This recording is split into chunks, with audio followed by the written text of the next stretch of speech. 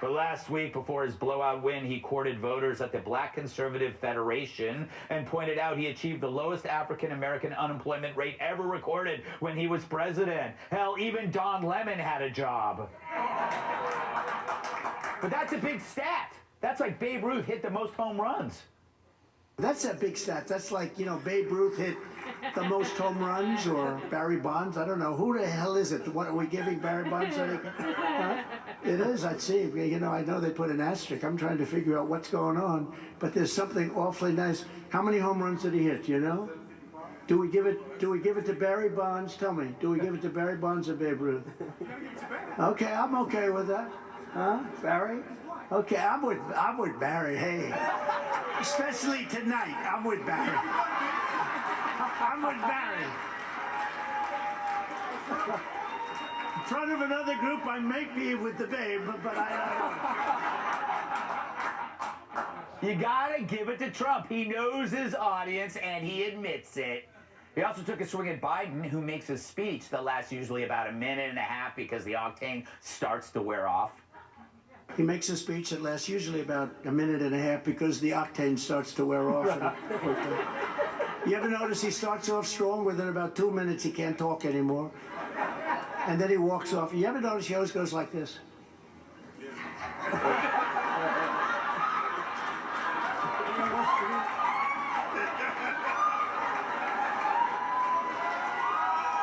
Then he comes back up to the mic, and he's looking, he's totally lost. There's stairs all over the place. He can go there, there, here. He could jump off the front of the damn platform. But he always goes like this. And then, there's a stair right there, right? Then he starts.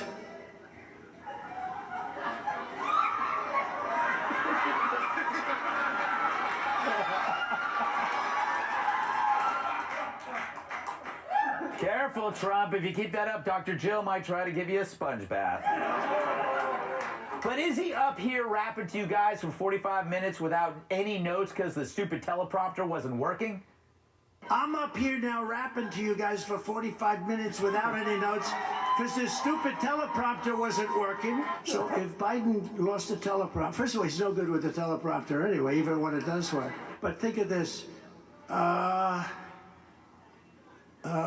Jim from NBC. And he's like, yes. Mr. President, what's your favorite color of the ice cream and flavor of the ice cream? Okay. Then he picks up a card and he reads the answer. My favorite color is black. But my favorite ice cream is vanilla. We don't deserve him. Meantime, The Atlantic published a piece how Democrats could disqualify Trump if the Supreme Court doesn't. Without clear guidance from the court, House Dems suggest they might not certify a Trump win on January 6th. Quote, Democrats would have to choose between confirming a winner many of them believe is ineligible and defying the will of voters who elected him. Well, interesting. So much for constitutional norms. As journalist Glenn Greenwald points out, they're calling for actions to stop Trump from doing stuff they're actually doing right now. NBC interviewed several people once in Trump's orbit, but who've since turned on him, who say they're saving up cash to flee the country should Trump win and seek vengeance on them. So people are threatening to flee the country if Trump wins. Sorry, that's the emptiest threat since Barbara Walters threatened to leave my jacuzzi because I was making my own bubbles. Kennedy, don't you just love it that he calls out the obvious things that politicians do? Like, I'll say a black thing in front of a black audience, and I'll save the white thing for the white audience. Yes. Because there are people like Hillary Clinton's like, oh, I have hot sauce in my bag. And yes, I would actually like to see Trump on Charlemagne's show. So Yeah. Charlemagne Oh, God, has been the best person to interview candidates. Democrats have really been the only ones to go on. I think Larry Elder went on his show. But I would love to see Trump and Charlemagne go back and forth. I think it would be, a very honest conversation. And he is honest and he is funny. And it makes people think like, oh my gosh, what would it be like if we had a president who was not demented and in severe mental decline. Like, wouldn't that be fun? Yeah, but we had it, and it broke, like, so many people's brains that right now they're breaking their brains again, Tyler. What did you think about Trump's impression of Biden, given the fact that you do a killer impression of Trump? Well, I mean, Biden's in town. Yes. I actually saw him hailing a subway.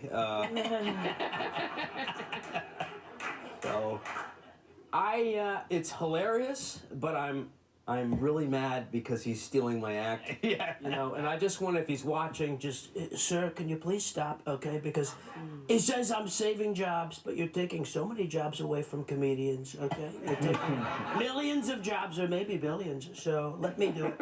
Let me do it. And then he can hire me, and I can do his voice, you know. Yes. If he's president, right, he's got to call somebody, you know, natural disaster. I could say, I'm so sorry, you know, I'm sending my love. I could do his hands, too. The stand-in for his hands. It's so funny. It's funnier than any episode of SNL. It's funnier than Netflix. Yeah. What can I say? Yeah, you I'm know. just a trucker. I don't know. They are not letting the president into the subway in this city. Well, he fell down the stairs. He tumbled Into the down subway. there.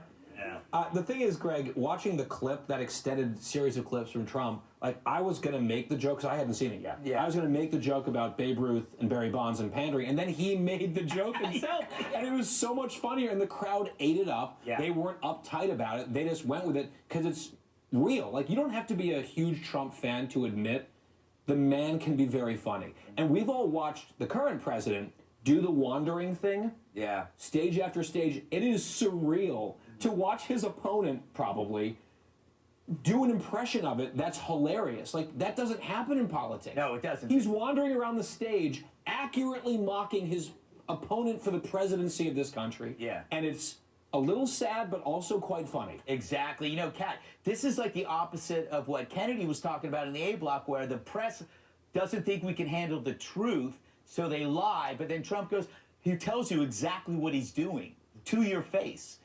Yeah, well, then nobody can call him on it. Cause he already kind of said he was. No, that Atlantic, I read that whole piece about how, you know, and they took until the middle of the 6th paragraph to share what I thought was some very important information, which is to point out that Trump has not only not been convicted of insurrection, but he hasn't even been charged with it. And even, like, they quoted Eric Swalwell, of all people, that was like, no, I wouldn't vote for that, because wouldn't that be just us doing what we're saying we're mad that they're doing? And that should be, more people should be saying that. But also, watching Trump, I hate when people are so disingenuous as to make the argument when people talk about Biden and they say, well, Trump's old too. It's like, stop. Stop it. It's not the same thing. Could you imagine Biden's truly, though, for 45 however minutes without a prompter? Yeah. He wouldn't remain on the stage for that long. No. If and I don't think that there are going to be any debates, unfortunately. I don't think It makes so. me sad, but there's not going to be any. No, if the teleprompter went down and he was going for more than 7 minutes, someone from he'd be Biden's pulled staff off. would shoot a tranquilizer into his neck, and they would drag him away. Yeah. The Easter Bunny would pop out again. Yeah. The Easter Bunny would pop out and go, and everyone's like, oh, isn't that cute? That's the Easter Bunny. It's like, no, that's a Secret Service agent. You know, trying desperately to Time get to his go. attention. No. They would have to fake a threat. They'd have to, like, a guy would have to run and go, there's somebody in the audience. They have to tackle him, get him So out. someone pops a balloon so they can jump on it and get him the hell off the stage. All right, here we go. Up next, Google gets slammed for the bias they programmed.